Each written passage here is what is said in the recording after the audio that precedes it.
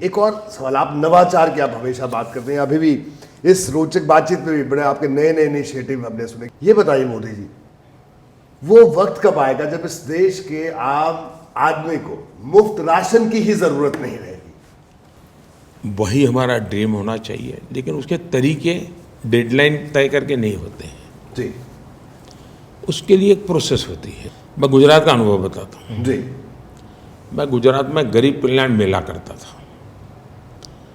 वो क्या होता, सरकार की जितनी बेनिफिट की स्कीम होती हैं वो, और सरकार का काम रहता था कि पूरे डिस्ट्रिक्ट में से लाभार्थियों को ढूंढो, कौन इसका हकदार है, कौन हैंडीकैप जिसको ट्राईसाइकिल मिलना चाहिए।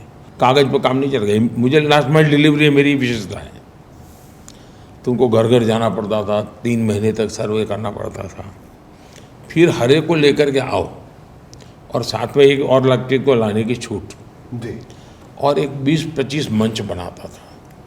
हर बेनिफिट के, भैया इस बेनिफिट का ये मंच, इस बेनिफिट का ये मंच, उनके कलर कोड रहता था पास का। तो उस प्रकार से फिर वो बड़ा करीब 1-1 लाख लोग होते थे, एक डिस्ट्रिक्ट में 1-1 लाख लोग। लेकिन वहाँ एक विशेषता होती थी मेरी।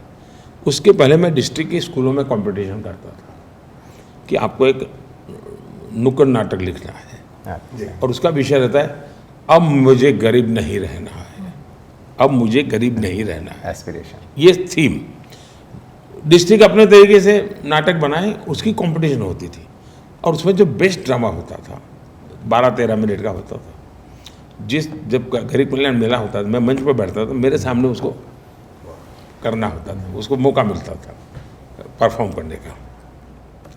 और उसमें होता कार्यक्रम गरीब कल्याण मेले का, होता काम था गरीबों को मदद करने का, लेकिन मैसेज होता था अब मैं गरीब नहीं रहना चाहता। फिर 5-6 लोग भाषण के लिए मैं अलाउ करता था, जो अपना BPL कार्ड लेकर के आते थे जी, और वो वहाँ अपना भाषण करते थे, और फिर BPL कार्ड सरेंडर करते थे कि अब मुझे गरीब नहीं रहना है। जैसे एक बार मेरा बलसाड़ में कार्यक्रम था, तो 18-19 लोग आए जी, और उसका मुखिया था, उसने भाषण किया कि अब मुझे गरीब नहीं रहना है। तो उनको कारण बताना पड़ता था कि भाई गरीब नहीं मतलब क्या। तो उसने कहा कि हम लोग गांव में आदिवासी लड़के थे, तो बोले वो भजन कीर्तन भगत की तरह वो बजाते थे जी, तो बोले सरकार के अफसर आए, उसने कहा कि तुम इतना अच्छा बजाते हो तो तुम्हें ट्रेनिंग करें। तो बोले हम लोगों को और चीज़ें उन्होंने सिखाई, ले गए हमको। फिर हमको बैंक से इतना पैसा मिला, बैंक से पैसा मिला तो हमने अब वो शादी ब्याह में बाजे वाले की कंपनी बना दी है। तो हम 18 लोग हैं और बजाते हैं, और हमको हर जगह पे लोग बुलाते हैं। तो बोले अब हमारे अपना टेम्पो भी है, हम टेम्पो में जाते हैं, और हम प्रति व्यक्ति की इतनी इनकम हो गई, अब हमें BPL नहीं रहना है, ये हमारा कार्ड सरेंडर दे।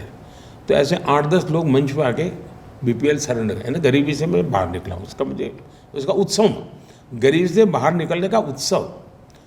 हम क्या करते हैं, गरीब बनाने का कार्यक्रम बनाते हैं। जरूरत करो, हैंड होल्डिंग करो, लेकिन मिजाज पैदा करो, मुझे इससे बाहर आना है।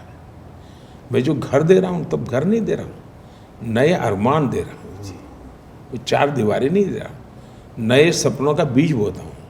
उसी दिन उसको लगता है अरे घर मिल गया, यार चेयर लानी पड़ेगी, ऐसा करो आज इतना पैसा बचाएंगे, या पर्दा करना पड़ेगा।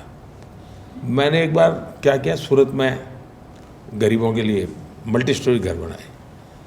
फिर मैंने एक NGO को बुलाया, मैंने कहा घर देने से चलेगा नहीं भाई, इनको ट्रेन करो कि जो टॉयलेट है कैसे उपयोग करना, सफाई कैसे करना, घर के बाहर पैर पहुंचने के लिए क्या रखना, हाथ धोने।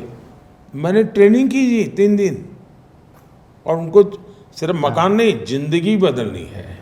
तो मैं ऐसी छोटी छोटी चीज़ें करते करते निकला हुआ इंसान हूँ, और इससे मुझे लगता है आज 25 करोड़ लोग गरीबी से बाहर आए, ऐसे नहीं आए जी। लेकिन मैं उनको थप्पा मैं नहीं मारना चाहता, वो कहेंगे साहब अब निकल गए। जैसे मैंने एक दिन लाल किले से कहा कि जिसको ज़रूरत नहीं है वो गैस की सब्सिडी क्यों लेते हो जी। इस देश में 1.25 करोड़ लोग, मुझे गैस सब्सिडी सरेंडर कर दीजिए। हम देश के लोगों पर भरोसा करें जी, उनको मोटिवेट करें, उनके सामर्थ्य को हम जगाएं, हमें परिणाम मिलता है जी। और मैं मानता हूं कि जो आप चिंता कर रहे हैं कि कब बंद होगा, बंद करना ही नहीं पड़ेगा, ऊपर से वो दान देना शुरू करेगा। जैसा मुझे इतने साल मैंने खाया है, मैं अब देश के लिए करना चाहता हूँ।